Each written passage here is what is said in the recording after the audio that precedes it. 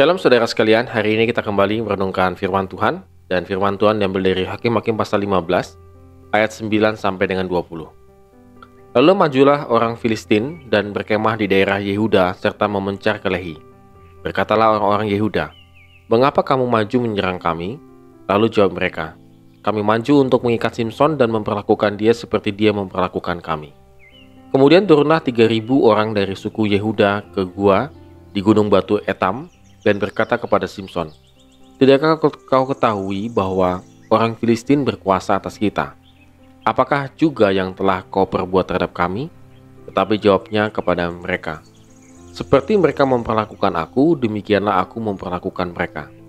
Kata mereka kepadanya, "Kami datang ke sini untuk mengikat dan menyerahkan engkau ke dalam tangan orang Filistin." Tetapi jawab Simson kepada mereka, "Bersumpahlah kepadaku bahwa kamu sendiri tidak akan menyerang aku." Lalu kata mereka kepadanya, "Tidak, kami hanya mau mengikat engkau dan menyerahkan engkau ke dalam tangan mereka. Tetapi membunuh engkau kami tidak mau." Maka mereka mengikat dia dengan 2 tali baru dan membawa dia dari bukit batu itu. Lalu setelah ia sampai ke Lehi, dan orang-orang Filistin mendatangi dia dengan bersorak-sorak, maka berkuasalah roh Tuhan atas dia, dan tali-tali pada tangannya menjadi seperti batang rami yang telah habis dimakan api, dan segala pengikatnya hancur tanggal dari tangannya. Kemudian ia menemui sebuah tulang rahang keledai yang masih baru. Diulurkannya tangannya, dipungutnya, dan dipukulnya mati 1.000 orang dengan tulang itu. Berkatalah Simson, "Dengan rahang keledai bangsa keledai itu kuhajar, dengan rahang keledai 1.000 orang kupukul." Setelah berkata demikian, dilemparnya tulang rahang itu dari tangannya. Kemudian dinamailah tempat itu Rahmat Eli. Ketika ia sangat haus, berserulah ia kepada Tuhan, "Oleh tangan hambamu ini telah kuberikan kemenangan yang besar itu.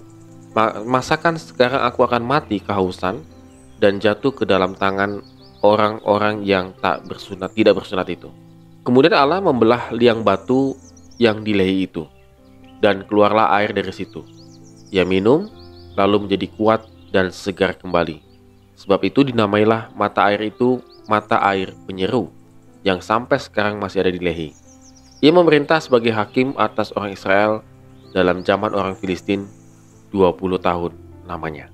Saudara saya sekalian, saya masih ingat filmnya Fast and Furious yang ke-7 kalau tidak salah, yang sudah bagian terakhir. Toretto yang diperankan oleh Vin Diesel di film itu ditantang oleh pembalap yang memiliki mobil tercepat di daerah itu. Lalu kemudian Vin Diesel bicara sama yang yang menantang dia. Dia mengatakan gini, menang balapan itu bukan tergantung kepada kecepatan mobilnya, tetapi tergantung kepada orang yang di belakang setir mobil atau si pengemudinya. Lalu yang nantang dia tersenyum aja karena dia merasa pede. Dia punya mobil yang cepat, sementara si Toretto itu mobilnya sangat jelek dan lamban begitu.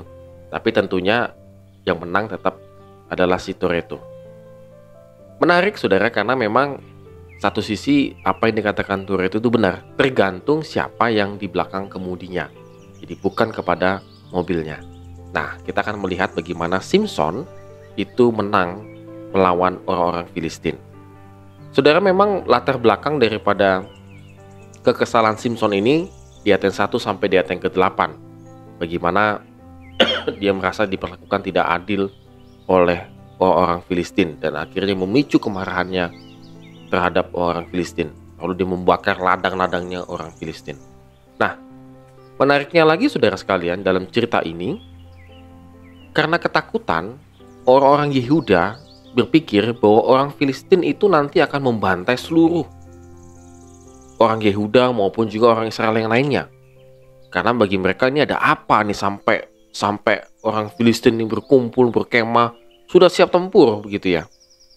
Lalu ditanya sama mereka gitu ya, ke orang Filistin, "Ada apa gitu ya kira? Ya ini Simson nih cari gara-gara dengan kita.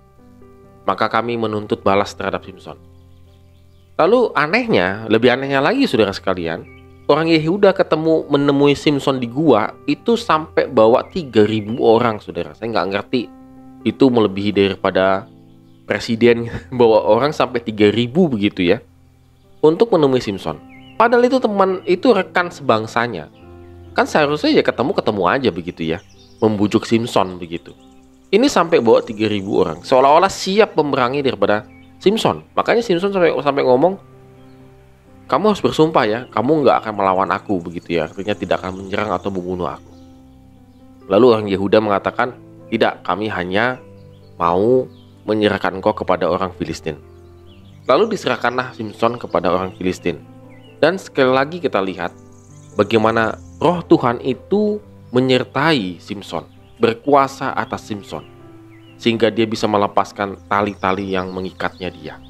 Nah, di ayat yang ke-14, kata Ibraninya berkuasa atas dia, atau salah begitu ya dalam bahasa Ibraninya, berarti maju ke depan, menerobos dan bergegas. Jadi dapat diketahui bahwa Allah telah mencurahkan kepada Simson Roh Kudus ataupun roh kekuatan yang kuat seperti air terjun jatuh dari atas ke bawah. Jadi ini ada satu kekuatan yang sangat deras begitu ya, mengalir dalam diri Simson. Sehingga Simson itu melawan bangsa Filistin dengan, nah ini balik lagi nih, rahangnya tulang rahang keledai yang masih baru. Kembali lagi saudara, bukan masalah senjata militernya yang dipakai apa, ataupun kekuatan daripada senjata itu, tetapi siapa yang mengendalikan senjata itu. Padahal kita tahu tulang rahang keledai yang masih baru itu bukan sebuah senjata yang menakutkan. Itu berserak di mana-mana ibaratnya pada waktu itu, ada di mana-mana. Tetapi karena di tangan Simson, dan terutama yang mengendalikan itu adalah Tuhan, maka bisa mengalahkan 1.000 orang Filistin. Saudara, sama dengan tadi cerita si Vin Diesel ya, mengatakan menang balapan bukan karena mobilnya, tetapi siapa yang mengendalikan. Nah, saudara, ini luar biasa yang kita boleh lihat daripada Simson, bahwa kekuatan yang sebenarnya yang dapat kita miliki itu adalah dari Tuhan. Ketika Tuhan mencurahkan kekuatan dan juga mencurahkan berkatnya seperti air terjun yang sangat deras bagi Simson.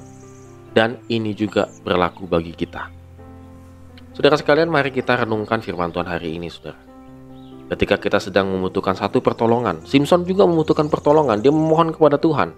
Ketika dia sangat kelelahan, dia sangat kehausan, Tuhan tolong. Lalu Tuhan memberikan air. Air itu sampai menyala, artinya air itu sampai ada terus-menerus sampai sekarang. Jadi saudara sekalian, pertolongan itu hanya datangnya dari Tuhan. Yang mengendalikan hidup kita ini adalah Tuhan. Dan kalau Tuhan yang mengendalikan hidup kita, kita diberikan kekuatan, baik itu secara fisik maupun secara spiritual, mental kita juga. Tuhan akan memberikan bantuan-bantuan, pertolongan-pertolongan tepat pada waktunya. Mengapa Tuhan tidak menolong saya pada saat ini? Mungkin hidup kita belum sepenuhnya dikendalikan oleh Tuhan. Mungkin hidup kita belum sungguh-sungguh meminta Tuhan Yesus masuk ke dalam kehidupan kita untuk merubah kehidupan kita. Oleh karena itu, saudara, mari kita renungkan, apakah hidup saya sudah dikendalikan oleh Tuhan? Amin. Tuhan Yesus memberkati kita semua.